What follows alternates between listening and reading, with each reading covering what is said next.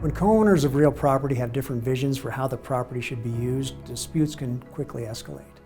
If you're facing a property dispute and you're unable to see eye to eye with your co-owners, a partition action might be an option for you.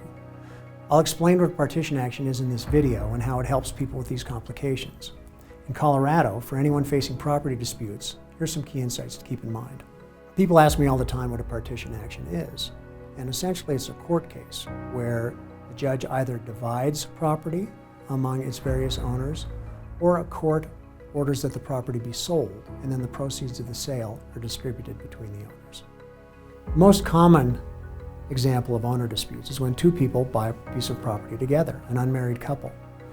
They buy it either for investment purposes, or maybe they want to live there together. And then things go wrong. One party wants to move out, one party wants to sell, one party wants to lease, and you can't come to an agreement with the other party. In those situations, essentially, a court comes in and says, listen folks, if you can't agree, I'll make the decision for you. There are two types of partition actions in Colorado.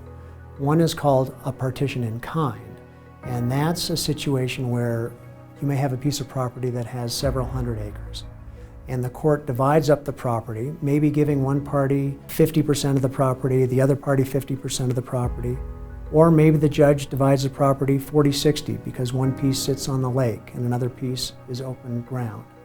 That's called a partition in kind. A partition for sale is a situation where the property cannot be divided. For example, a single home in a neighborhood. A single home in a neighborhood can't be cut in half, can't be divided.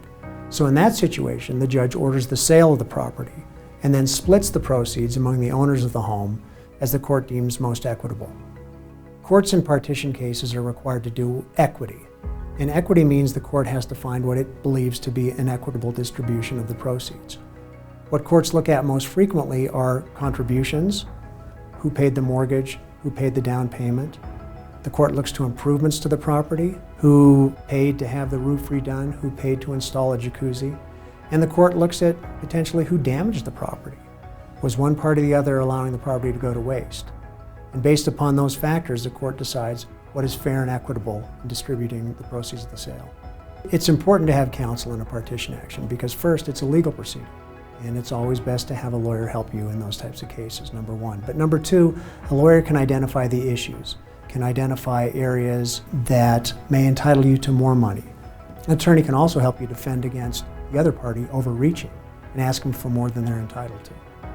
Unfortunately, property ownership isn't always simple and straightforward.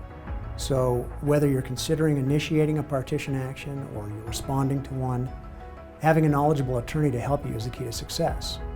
Reach out to us for a case assessment.